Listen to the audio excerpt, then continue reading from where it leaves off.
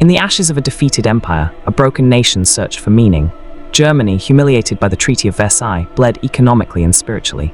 Veterans returned to empty streets, inflation erased life savings overnight, and faith in democracy dissolved into anger. It was in this atmosphere of despair that Adolf Hitler emerged, not yet a dictator, not yet a godlike figure, but a man who understood one crucial truth: chaos creates opportunity. Hitler was not alone in his rise. From the beginning, power gathered around him like a dark constellation. These men were not identical, nor were they bound by friendship. They were united by ambition, resentment, and belief that Germany's rebirth required ruthless force. This was the birth of the inner circle, the future lords of evil, men who would shape the fate of millions. At the heart of this circle stood Hitler himself, a master of emotional manipulation. He spoke not to reason, but to wounds. In beer halls and secret meetings, he promised dignity, revenge, and destiny. Those who listened did not merely hear words, they felt chosen. Loyalty to Hitler became faith, and faith quickly turned into obedience. One of the earliest to recognize Hitler's potential was Hermann Göring, a decorated World War I pilot craving lost glory. Göring saw in Hitler a vehicle for personal resurrection. His charisma, brutality, and hunger for luxury would later make him one of the most powerful men in the Reich. Beside him stood Rudolf Hess, quiet and fanatically devoted, who believed Hitler was Germany's messiah. Hess did not seek power, he sought purpose. Then there was Joseph Goebbels, a failed intellectual with a brilliant, poisoned mind. Bitter over rejection and humiliation, Goebbels found meaning in propaganda. He understood how to bend truth, how to turn lies into emotional weapons. Under Hitler, Goebbels would transform words into fire, convincing millions that hatred was patriotism and obedience was virtue. The inner circle was not built on trust, but on usefulness. Hitler encouraged competition, mistrust, and rivalry. He rewarded loyalty, then punished independence. No clear lines of authority existed, only proximity to the Führer. This system ensured that power flowed upward, never sideways. Each man believed he alone truly understood Hitler's will. Violence soon became the glue that held them together. The SA stormtroopers, led by Ernst Röhm, enforced Nazi dominance in the streets. Röhm imagined a revolutionary army loyal to him, but he misunderstood Hitler's ultimate goal. Röhm was powerful, but not indispensable. In this world, usefulness had an expiration date. As the Nazi Party grew, so did its appetite. Political enemies were beaten, silenced, or killed. Democracy was not overthrown in a single night. It was strangled slowly, with laws, fear, and applause. Each member of Hitler's circle played a role, some with enthusiasm, others with cold calculation, but all became complicit. By the time Hitler was appointed Chancellor in 1933, the inner circle was complete. They were no longer outsiders, they were the state. Together, they dismantled institutions, erased opposition, and reshaped Germany in their image. What began as shared resentment hardened into absolute power. Yet even at the moment of triumph, the seeds of destruction were already planted. Loyalty was conditional, trust was an illusion, and beneath the banners and salutes, ambition simmered. The inner circle had been born, but it would soon begin to devour itself. Power had united them, fear would divide them, and history would remember them not as saviors of a nation, but as architects of one of humanity's darkest chapters. Power did not arrive in Germany with a sudden coup. It crept in quietly, dressed in legality, wrapped in speeches about order and rebirth. Once Adolf Hitler became Chancellor, his inner circle moved swiftly, not to govern, but to transform the state itself into a weapon. Democracy was not smashed, it was hollowed out from within. At the center of this transformation stood Joseph Goebbels. Appointed Minister of Propaganda, he understood that control of reality was more powerful than control of armies. Newspapers, radio broadcasts, posters, films, all were synchronized into a single voice. Truth became irrelevant, emotion became law, fear and pride were carefully balanced, feeding the population a constant diet of enemies and destiny. The German people were not merely informed, they were conditioned. While Goebbels ruled the mind, others seized the machinery of terror. Heinrich Himmler, an unassuming man with a cold, methodical soul, reshaped the SS into an elite force loyal not to Germany, but to Hitler alone. What began as a personal guard became a state within a state. Himmler believed he was engineering a new racial order, one built on obedience, bloodlines, and extermination. Bureaucracy became his weapon, paperwork his shield. Beside him, Reinhard Heydrich, sharp, ruthless, and terrifyingly efficient, enforced this vision. Known even among Nazis as the man with the iron heart, Heydrich organized surveillance, intelligence, and internal repression with chilling precision. Under his command, fear was no longer random, it was systematic. Every whisper could be reported, every silence could be suspicious. Hermann Göring, meanwhile, consolidated power through wealth and spectacle. Appointed head of the Luftwaffe and controller of the economy's rearmament, Göring lived in excess while preaching sacrifice. He represented the seductive side of the regime: glory, uniforms, medals, and grandeur. For many Germans, Göring made Nazism look victorious, modern, and unstoppable. Together, Hitler's inner circle dismantled the safeguards of the Republic. The Reichstag fire became the perfect excuse. Civil liberties vanished overnight. Political opponents were arrested, outlawed, or eliminated. Courts became tools. Laws were rewritten to serve ideology. What was legal became moral, because the state defined both. Crucially, Hitler encouraged overlap and rivalry among his lieutenants. No single man was allowed complete control. Ministries competed, jurisdictions blurred. Conflicts were resolved not by law but by Hitler's favor. This deliberate chaos ensured absolute dependence on the Führer. Power flowed upward and fear flowed downward. As Germany rearmed, the dream expanded. The inner circle did not see limits, only destiny. They believed history itself had chosen them. Ordinary citizens were transformed into participants, beneficiaries, or silent accomplices. Some cheered, others looked away. Resistance became dangerous, then impossible. Yet beneath the appearance of unity, something darker was forming. The system rewarded brutality, punished hesitation, and consumed loyalty. Each success demanded greater cruelty. Each compromise pushed the regime further from humanity. By the late 1930s, the totalitarian dream was complete. Germany was no longer just a nation, it was a machine. A machine fueled by propaganda, enforced by terror, and guided by men who believed they were above morality itself. And as the world watched in alarm, Hitler's inner circle stood at the peak of their power, convinced they were invincible, unaware that the very system they had built would one day turn against them. From the outside, the Third Reich appeared unified, disciplined ranks, synchronized salutes, and a nation marching in lockstep. But behind closed doors, Hitler's inner circle was tearing itself apart. Power in Nazi Germany was never stable. It was fluid, personal, and dangerously competitive. Loyalty was rewarded, but never secured. In this world, proximity to Hitler meant everything, and distance meant destruction.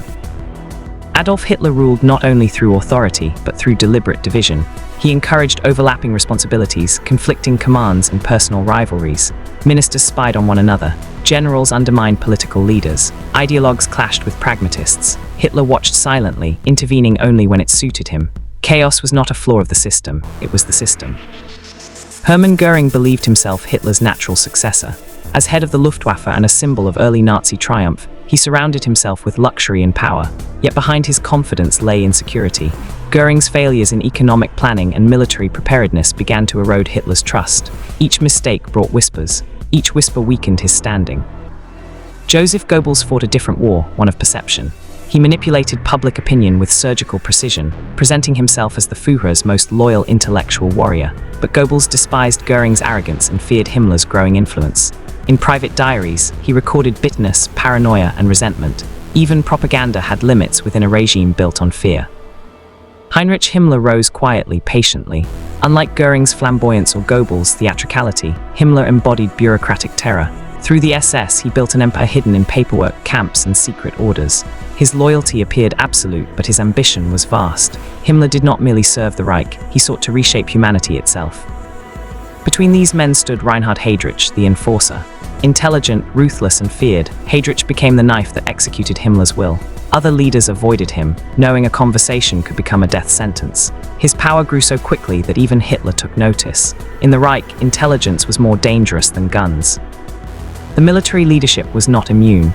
Generals who questioned Hitler's strategies were sidelined, humiliated, or dismissed. Professional competence was replaced by ideological obedience. Success was credited to Hitler alone. Failure belonged to everyone else. This bred silence, not confidence. Decisions were delayed. Truth became dangerous. As Germany expanded into Austria, Czechoslovakia, and beyond, the inner circle grew more intoxicated and more divided. Each victory intensified competition. Who deserved credit? Who controlled resources? Who spoke for the Führer? The answers changed daily. Nowhere was this instability clearer than in the fate of Ernst Röhm and the SA. Once essential to Nazi rise, Röhm became a liability. His ambition threatened the army and unnerved Hitler. In a calculated act of betrayal, Hitler ordered the Night of the Long Knives. Röhm was executed, others followed. Loyalty was proven with blood. The message was unmistakable. No one was indispensable. After the purge, fear replaced camaraderie. Smiles became masks. Conversations became performances. Each man in Hitler's inner circle understood one brutal truth. Survival depended not on merit, but on favor, and favor could vanish overnight. By the time war loomed on the horizon, the Reich's leadership was already fractured. The silent wars had weakened trust, distorted reality, and hollowed decision-making. The inner circle still stood, but it stood on a foundation of suspicion and dread. They had conquered rivals, they had eliminated enemies. But they had also destroyed each other's confidence. And as the world edged toward global war, Hitler's empire of power was already beginning to rot from within. War stripped away illusions faster than any political rival ever could. As Germany plunged deeper into global conflict, the carefully maintained image of unity within Hitler's inner circle began to fracture beyond repair. Victory had once concealed mistrust. Defeat exposed it mercilessly. The early successes of the war gave Hitler's lieutenants confidence bordering on arrogance. Poland fell, France collapsed, Europe seemed to kneel. But with every triumph, Hitler grew more isolated, more suspicious, and more convinced that only he possessed true vision. Advice was no longer welcomed. It was tolerated at best, punished at worst. The inner circle felt the shift immediately. Meetings grew tense. Hitler's monologues lengthened. Decisions were announced, not debated.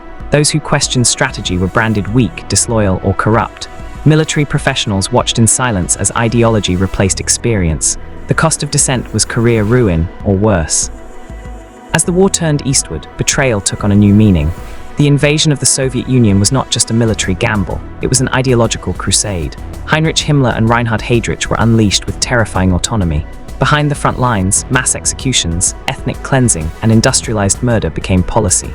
Loyalty to Hitler was now measured not in words, but in blood. Yet even among the perpetrators, fear spread. Success brought scrutiny, failure brought suspicion. Goering, once untouchable, began to lose influence as the Luftwaffe failed to deliver decisive victories. Hitler's trust eroded. Private humiliations became public rebukes. Goering responded with denial, addiction, and desperate displays of loyalty.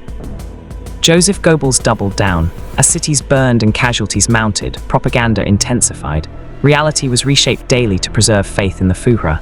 Goebbels knew the truth, but he buried it beneath spectacle and slogans. Inwardly, his fanaticism hardened. If Germany was to fall, it would fall believing. Then came the blows that shattered the illusion of control.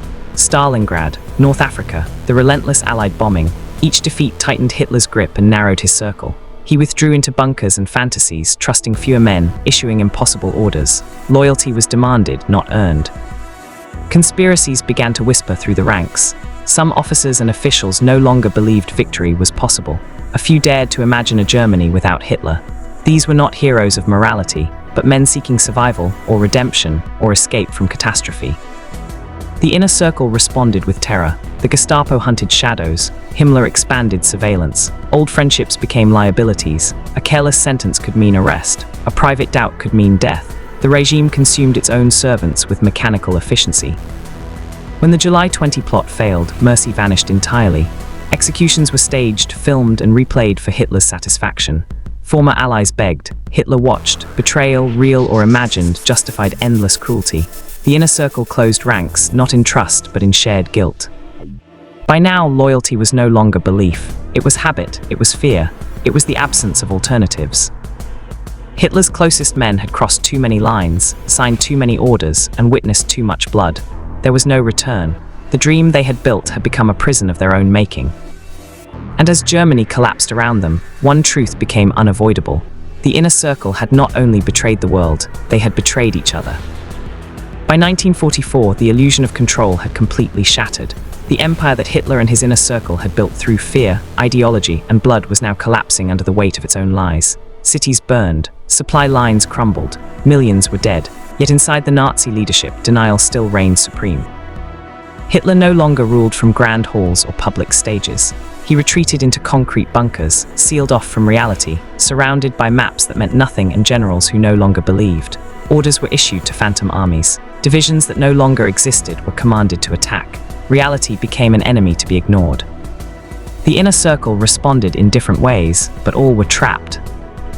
Hermann Goering, once the embodiment of Nazi triumph, had become a shadow of himself. Stripped of authority and humiliated by Hitler, he clung to fantasies of negotiation and succession. Drug dependency clouded his judgment. His loyalty, once loud and theatrical, turned into desperation. Goering had wanted power without responsibility. Now, responsibility was inescapable. Joseph Goebbels embraced fanaticism to its bitter end. As minister of propaganda, he no longer pretended victory was assured. He insisted sacrifice was sacred. Children were sent to fight. Ruins were described as fortresses. Goebbels believed that belief itself could defy reality. If Germany was doomed, then total destruction was preferable to surrender. In his mind, loyalty demanded annihilation. Heinrich Himmler, ever the bureaucrat, began to waver. The architect of mass murder now searched for personal survival. Secret channels were opened. Half-hearted negotiations were attempted with the Allies. Himmler believed he could separate himself from Hitler, retain power, escape judgment, rewrite his role. He failed to understand that the system he built allowed no exit. When Hitler discovered Himmler's betrayal, his reaction was absolute fury. Years of obedience meant nothing.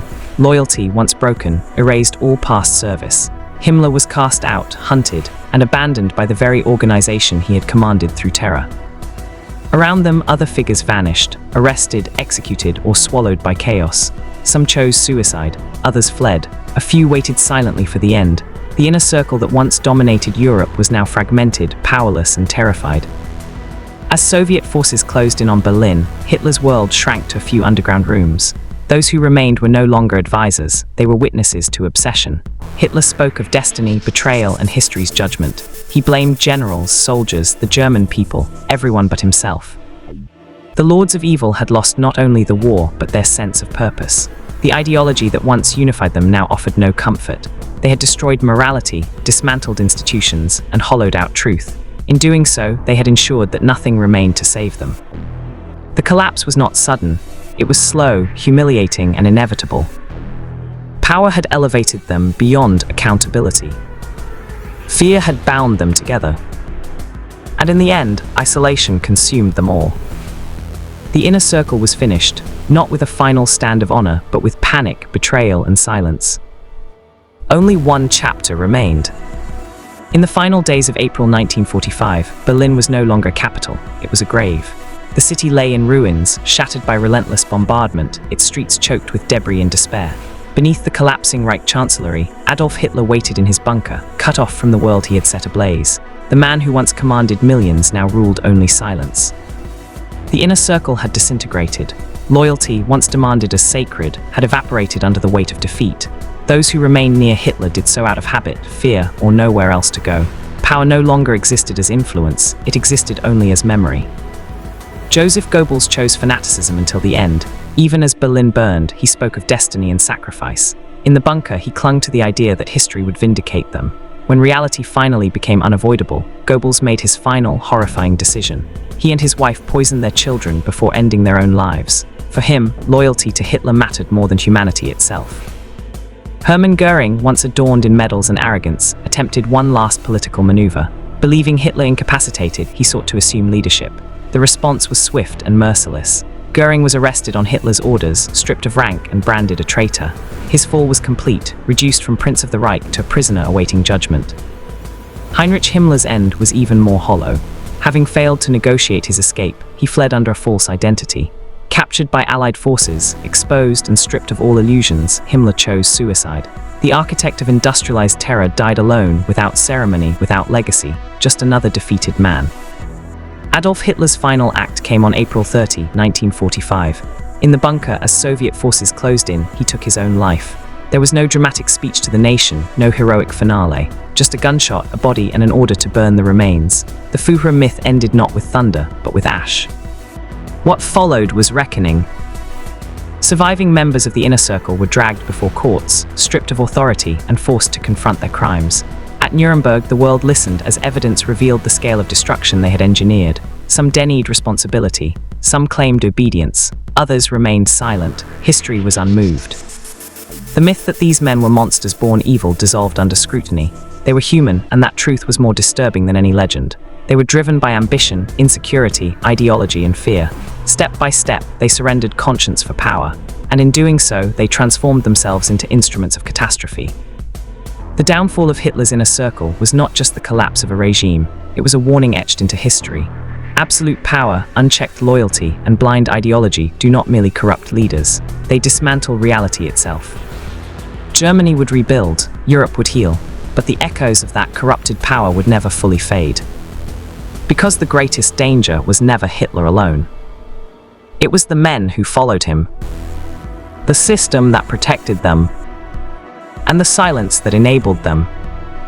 History remembers the lords of evil not because they fell, but because of what their rise revealed about humanity itself.